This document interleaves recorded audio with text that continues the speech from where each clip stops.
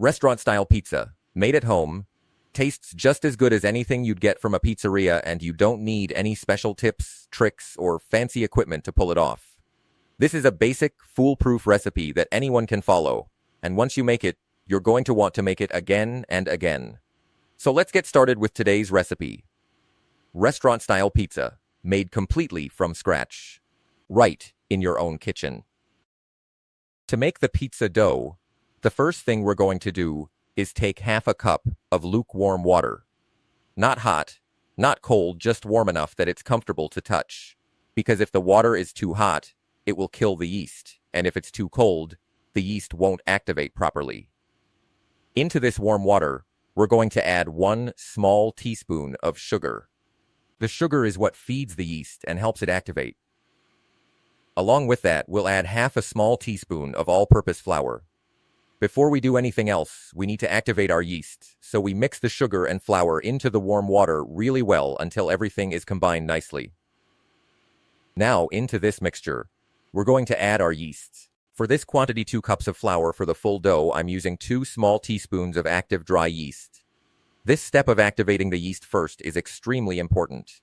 Adding sugar to warm water before mixing in the yeast is a crucial step, and you should always follow the instructions written on your yeast packet as well, because different brands can have slightly different activation times. Also keep in mind that if your yeast is old or expired, it may not activate properly at all, so always check the expiry date before you start. Once the yeast, sugar, and warm water are mixed together, cover the bowl and set it aside for 5 to 7 minutes. After 7 minutes, you'll notice a lovely frothy layer forming on top. The yeast mixture will puff up and look bubbly and alive. This is exactly what we want to see.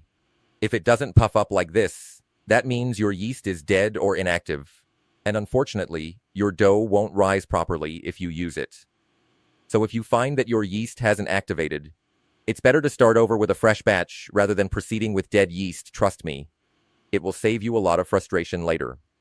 Here you can see the yeast mixture has puffed up beautifully, so now we're ready for the next step. We're going to add 2 cups of all-purpose flour into this. I'm making 1 large pizza base today, so 2 cups of flour is the perfect quantity for that size. Next, we'll add half a small teaspoon of salt into the flour. Salt not only adds flavor to the crust, but also helps strengthen the gluten structure in the dough, so don't skip it. After adding the salt, mix everything together well. First, combine the salt evenly into the dry flour before adding any liquid. This ensures the salt is distributed evenly throughout the dough rather than sitting in clumps. Once that's mixed, we'll slowly add the activated yeast water into the flour and begin kneading it into a soft dough. Keep in mind that the consistency of this dough should be soft, not stiff, not sticky, but smooth and pliable. This is really just about kneading it patiently until it comes together. So now what we'll do is transfer the dough onto a plate or any clean, flat working surface. After that, drizzle a little oil on top of the dough. Using the oil, we're going to smooth out the surface of the dough. You'll need to repeat this stretching and folding process 2 to 3 times. Every time you're preparing a pizza dough. This stretch and fold method is something you should follow with your hands, using one hand to stretch the dough outward and the other hand to fold it back over itself. You'll need to continue this process for a little while. What this does is it removes any roughness or graininess from the dough's texture, leaving you with a much smoother, more elastic dough by the end. Once that's done, we're going to shape the dough into a smooth ball. What that means is tucking the edges of the dough inward, folding them toward the center so that the top surface becomes tight and smooth. After shaping it into a ball, we're going to set it aside to rise. Take the same bowl you used earlier, grease it lightly with oil, and place the dough ball inside. On top of the dough as well, apply a little oil and smooth it over gently so the surface doesn't dry out while it's resting. Now we'll place the dough into this greased bowl and let it rest for 1.5 to 2 hours. To cover it properly, I'm using cling film here, which works really well because it prevents air from escaping in or out, allowing the dough to rise beautifully and evenly.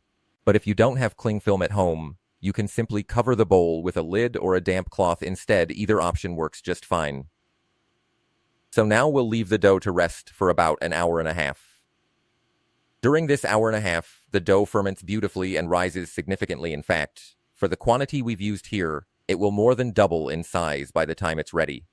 I've sped up the footage here using time-lapse so you can see the full rising process condensed into just a few seconds.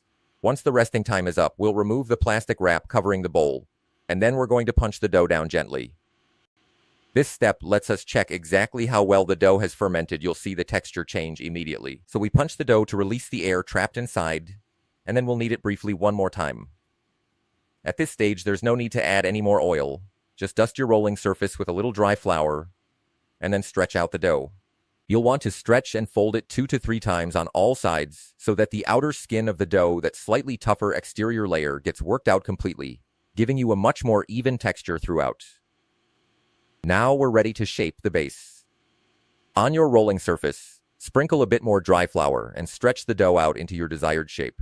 If you want a thin crust pizza, roll the dough out thinner and larger in diameter. And if you prefer a thicker, more shop-style crust, keep it a little thicker and don't stretch it out as much.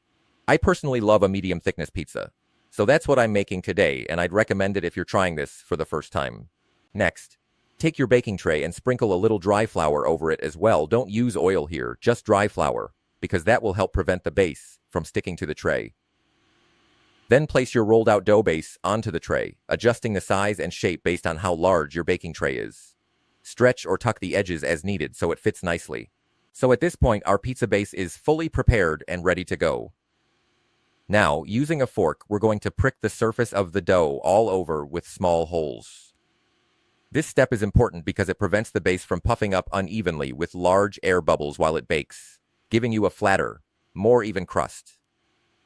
Now it's time to add the toppings. First, we're going to spread pizza sauce evenly across the base. You can use a store-bought pizza sauce or a homemade one. Whatever you have available works perfectly fine here. Once the sauce is spread out in an even layer, we're going to add a generous layer of cheese on top. I'm using mozzarella cheese here, which is the classic choice for pizza because of how beautifully it melts and stretches. Spread the cheese evenly across the entire base before adding any vegetables. After the cheese layer, you can add whatever vegetables you personally enjoy on your pizza.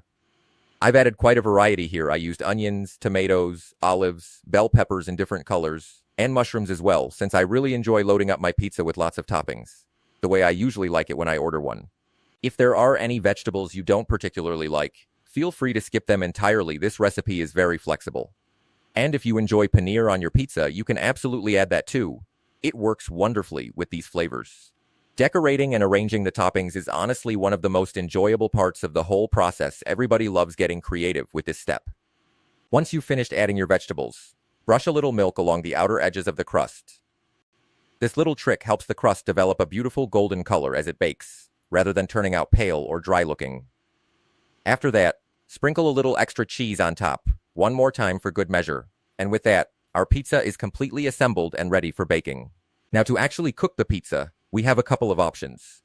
You can bake it in an oven, or you can cook it in a heavy-bottomed pan or kadhai on the stovetop, whichever method is more convenient for you at home. If you're using a kadhai on the stovetop, preheat it for about 15 minutes first, the same way you would when baking a cake on the stove, and then place your pizza inside to cook. If you're using an oven, preheat it to 180 degrees Celsius before baking. In my case, I preheated the oven to 180 degrees for 15 minutes first, and then I set a timer for another 30 minutes to actually bake the pizza. I placed the pizza on the middle rack of the oven, which helps maintain even heat distribution and ensures the pizza bakes evenly from both the top and bottom, giving the crust a nice, even golden color all around. After 30 minutes, our pizza comes out perfectly baked and ready to be sliced. You can really see the color and texture at this point. It's exactly what we're going for. Now we move on to removing it from the tray and slicing it. First, I'll carefully lift the pizza off the baking tray and transfer it onto a serving plate or cutting board. Before serving, I like to sprinkle a little chili flakes and oregano on top for that classic pizzeria finishing touch. Now let's go ahead and cut it into slices. As you can see here, the pizza has baked beautifully, the cheese has melted perfectly, and has that lovely stretchy texture we all love. I'll also flip a slice over so you can see the bottom of the base, showing just how well it's cooked through, nice and golden, not soggy or undercooked in the middle at all. And there you have it, restaurant quality pizza, made entirely at home, using a method this simple. There's absolutely nothing complicated about this recipe. It's a completely basic, straightforward process from start to finish. So if you haven't tried making pizza from scratch before, I really encourage you to give this one a go. This is one of those recipes that turns out delicious every single time.